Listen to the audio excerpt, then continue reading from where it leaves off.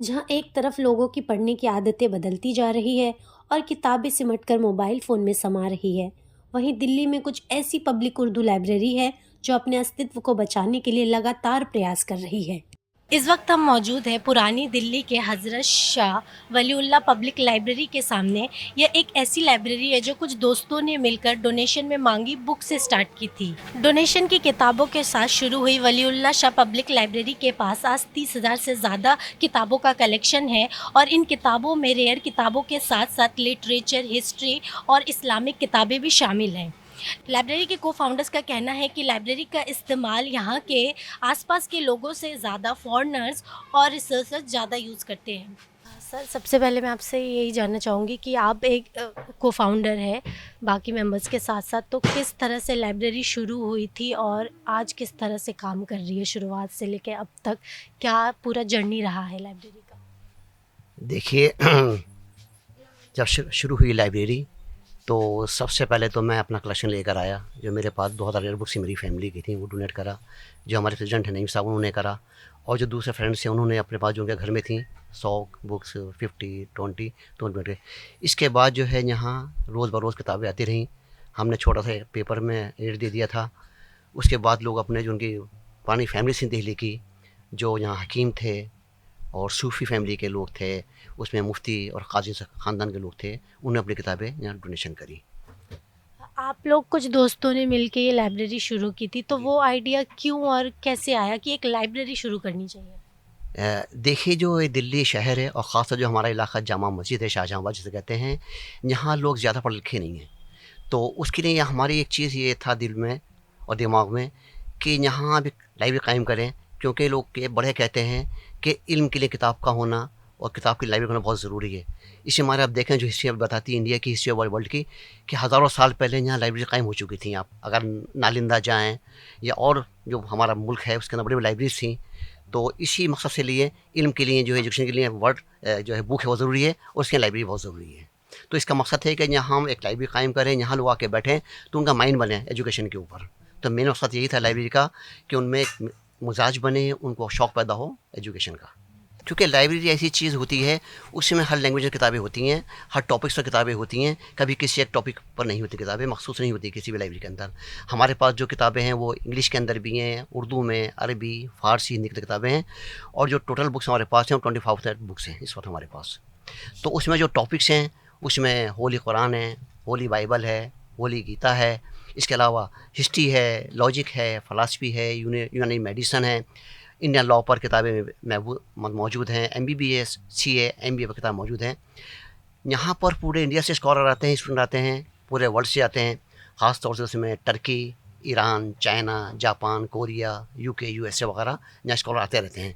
किस तरह की अलग किताबें हैं आप लोगों के पास जो कहीं नहीं है, या नायाब किताबें हैं, मैन्युस्क्रिप्ट्स हैं? हमारे पास मैनुस्क्रिप्ट हैं अरबी पर्शियन के।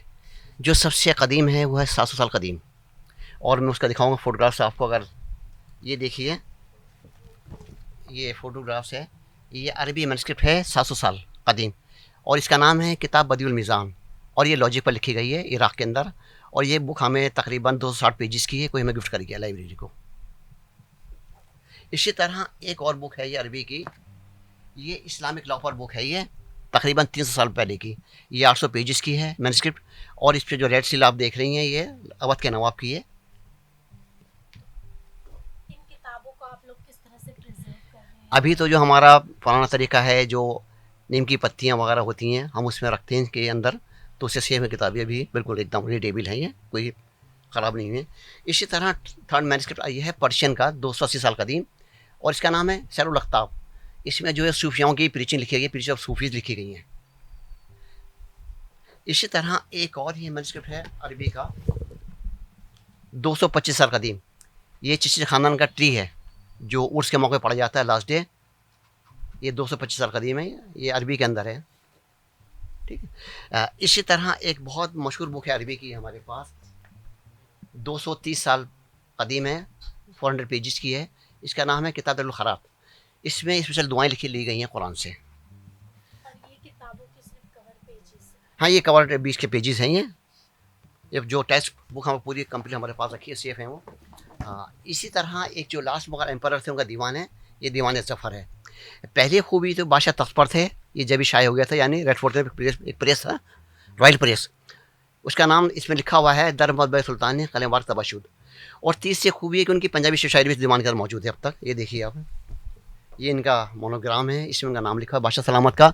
इसी तरह उनका ये फोटोग्राफ देखिए जो जिनका दीवान है, ये देखिए आखिरी में। पुरानी दिल्ली की जामा मस्जिद के पास स्थित शाह वलीउल्लाह लाइब्रेरी के कुछ रूढ़ियों को तोड़ती है। इसकी हजारों किताबें एक छोटे से कमरे में करीने से सजी है। यहाँ बैठने के लिए कोई कुर्सी या टेबल नहीं है, बल्कि रीडर्स नीचे ज़मीन पर बिछी दरी पर बैठकर पढ़ते हैं। इसकी टाइमिंग भी बाकी लाइब्रेरियों से थोड़ी अलग है। यह दिन के साथ साथ एक नाइट लाइब्रेरी भी है।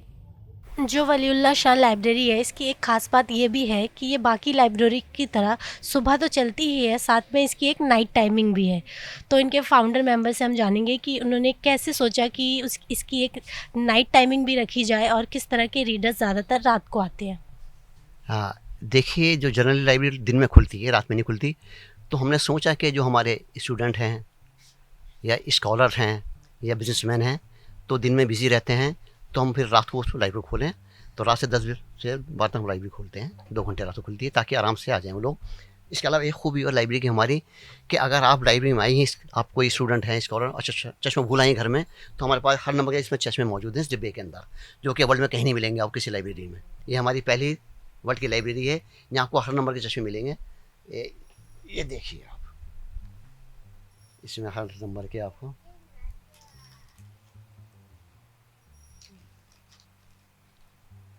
तो रात को आपने बताया ज़्यादातर स्कॉलर्स और ऐसे लोग आते हैं। स्टूडेंट आते हैं, रीडर्स आते हैं, जो किसी को न्यूज़पेपर पढ़ना है, किसी को कोई मैगजीन पढ़ना है या कोई बुक पढ़नी है, तो लोग रात को आके पढ़ते हैं, क्योंकि उनके लिए आसानी होती है अपने। वलीउल्लाह शाह लाइब्रेरी का नाम 18वीं सदी के प्रख्यात इस्लामी विद्वान और अनुवादक हज़रत शाह वलीउल्लाह के नाम पर रखा गया है। वे इस्लामी इतिहास के एक प्रतिष्ठित व्यक्ति थे और इस ऐतिहासिक शहर के निवासी भी थे।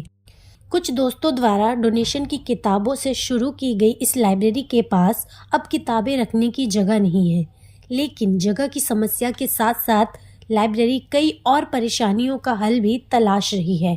लाइब्रेरी कायम करी तो यहाँ किताबें रोज़ आती रही हमारे पास, और आज भी आ रही हैं किताबें आज इतनी हो गई कि यहाँ हमारे पास जगह नहीं रखने के लिए।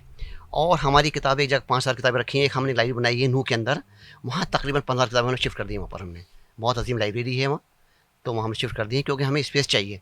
सबसे ज़्यादा कमी है स्पेस ही हमारे पास है। और हमने कई दफ़ा कोशिश भी करी पिछले 20 साल के अंदर, जो हमारे MLA हैं या MP से और उनसे, मगर हम अभी तक नाकाम रहे कि हमें स्पेस मिल जाए बड़ी। लाइब्रेरी को लगभग 30 साल से अब ज़्यादा होने वाले हैं। इस पूरी जर्नी में सबसे डिफ़िकल्ट पार्ट क्या रहा है लाइब्रेरी के लिए, या फिर क्या डिफ़िकल्टीज़ आई है? सबसे बड़ी आई है फंडिंग की, क्योंकि आज तक जो हम 33 साल से हम खुद सेल्फ फंडिंग कर रहे हैं, जो हमारे मेंबर्स हैं हम खुद अपनी जेब से करते हैं बस। और दूसरी है हमारी स्पेस की, तो हम तो कोशिश करते हैं हमें स्टेट गवर्नमेंट कोई दे दे या सेंट्रल गवर्नमेंट से हमें स्पेस मिल जाए, ताकि जो हम एक बड़ी अजीम लाइब्रेरी कायम कर दें, वो अभी तक हम नाकाम है उसके अंदर। प्रॉब्लम हमारे पास ये है कि ये स्पेस की बहुत कमी है। अब देखिए रेगुलर बुक्स मेरे पास आ रही हैं, ऑलरेडी लाइब्रेरी ओवरलोडेड है, तो स्पेस हमें यहाँ चाहिए। और यहाँ स्पेस कुछ है भी, लेकिन क्या वजह है कि हम लोग कोशिश करने के बाद भी हम लोग ले नहीं पा रहे जगह हैं यहाँ पर। लेकिन अगर स्पेस बड़ा मिल जाए तो बहुत ज़्यादा इसका बेनिफिट हो उसमें हम लोग, और भी ख़ास तौर से जो यहाँ, क्योंकि ये इलाका बहुत ज़्यादा कंजस्टेड है, और सबसे ज़्यादा जो यहाँ के स्टूडेंट्स को प्रॉब्लम है वो है सेल्फ स्टडी नहीं कर पाते, क्योंकि घर भी बहुत छोटे हैं। तो उस वजह से हम लोग ये चाहते हैं कि अगर वो स्पेस मिल जाता है तो हमने वो एक लाइब्रेरी भी ठीक से हम लोग उसमें इंफ्रास्ट्रक्चर के साथ, अच्छे इंफ्रास्ट्रक्चर के साथ उस लाइब्रेरी को रेडी कर दें। और ख़ास तौर से उन बच्चों को जो घरों में नहीं पढ़ पाते, जगह छोटी हैं उनके पास, उन लोगों को भी वहाँ पे उसका बेनिफिट मिलेगा। वलीउल्लाह शाह पब्लिक लाइब्रेरी से महज 4 किलोमीटर दूर ITO पर अंजुमन तरक्की उर्दू हिंद है, जो धार्मिक और साहित्यिक किताबों के साथ साथ 3000 से ज़्यादा नायाब किताबों का घर है। अंजुमन तरक्की उर्दू हिंद लगातार दुर्लभ किताबों का डिजिटाइजेशन कर रहा है। साथ ही किताबों को लंबे समय तक सहेज कर रखने के लिए लाइब्रेरी ने अपनी अलमारियों को कॉम्पैक्ट स्टोरेज के साथ बदल दिया है।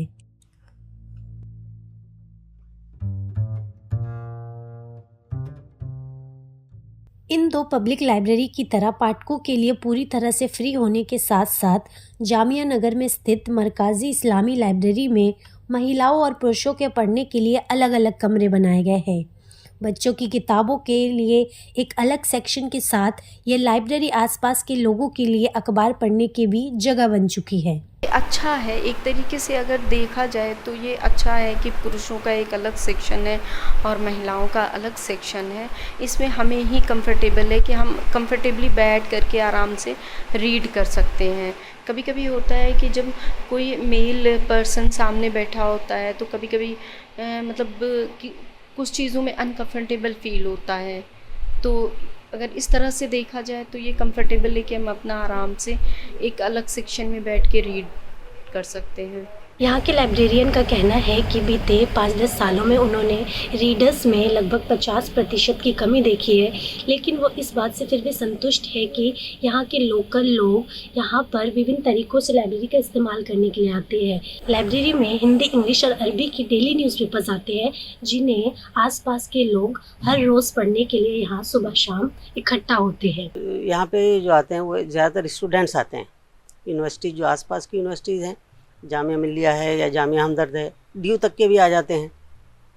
तो वो तो ज़्यादातर अपने जो उनका सब्जेक्ट होता है उस सब्जेक्ट से रिलेटेड बुक्स पढ़ने के लिए आते हैं।